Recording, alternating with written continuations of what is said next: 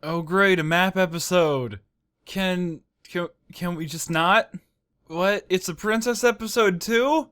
Seriously, can we just not?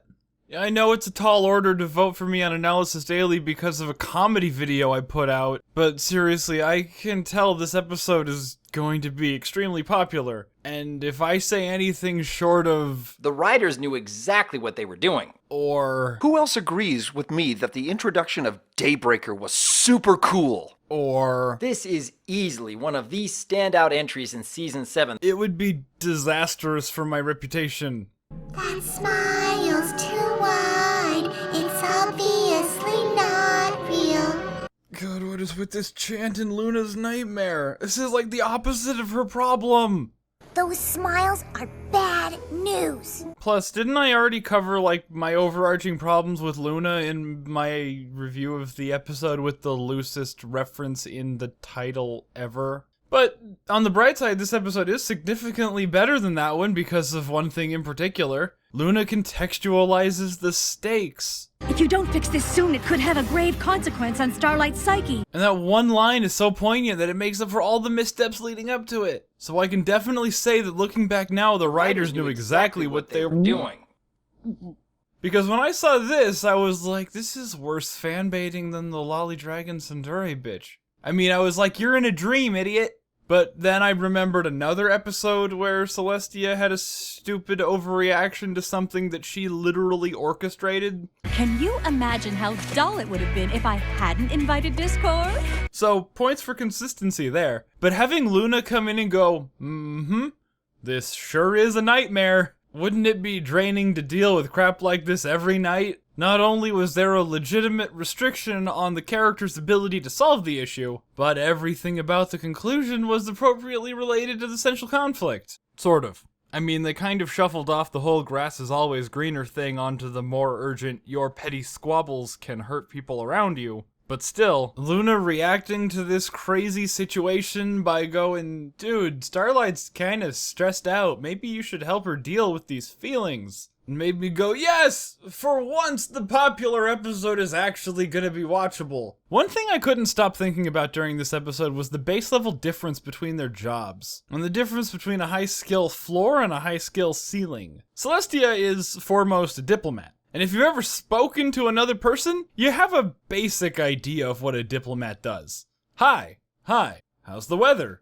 It's raining. Is this an election year? I thought you were a monarch. Oh, right. Raise the umbrella tax.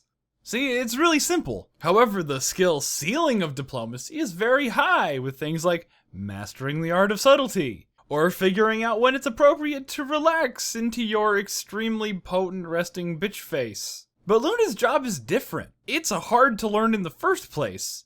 Like, using dream magic is a completely separate skill that Celestia doesn't have. But my magic isn't powerful enough. I thought if we work together, it has to be you. To use a more, human metaphor, imagine someone coding an app and someone marketing that app. Now, the coder can market the app.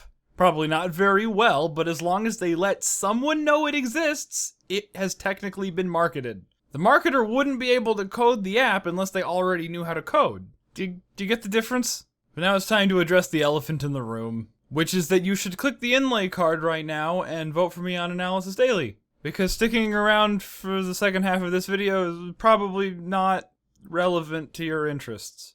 Are they gone? Good.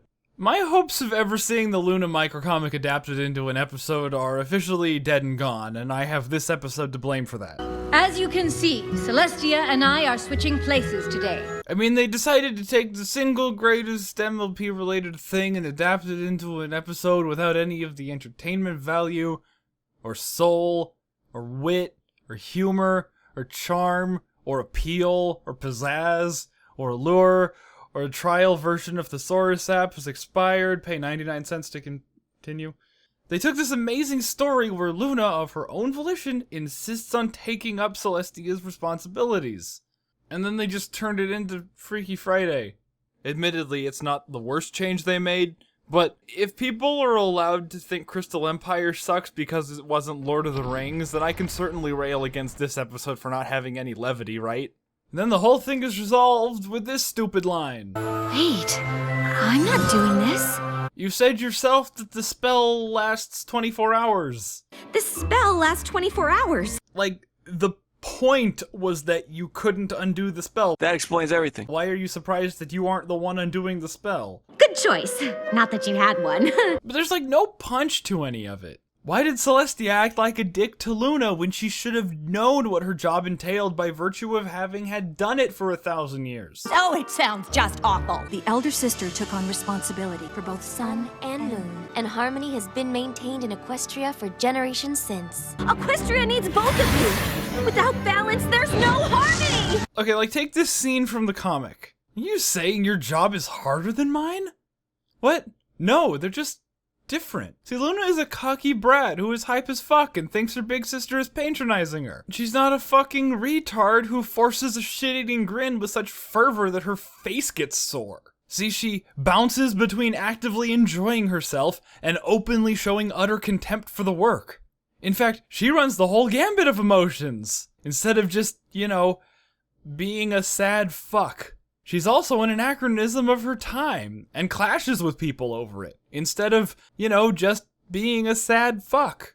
Comics Luna wouldn't give a fuck about the kids' field trip. But I have to fix this. She'd use them in pawns in a literal game of pony chess. And most importantly, the comic used common sense to set up for a really funny joke. But when the episode attempts to do comedy, it's like we have Luna eating a banana wrong, and then they literally wrote a joke about how poorly they chose to write Luna.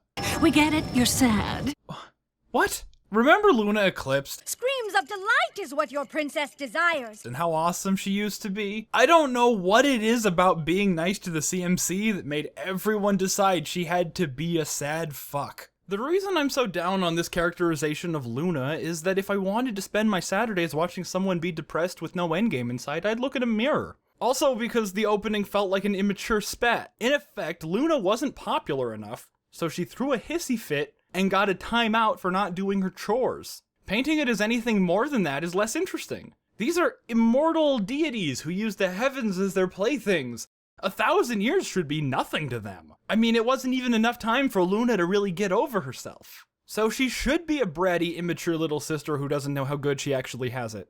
But choosing to write Luna in the most stupid, boring way, instead of a cocky, bratty anachronism of 1,000 years ago, is their prerogative, and like I already said, this episode is fine, but why did it have to be this story?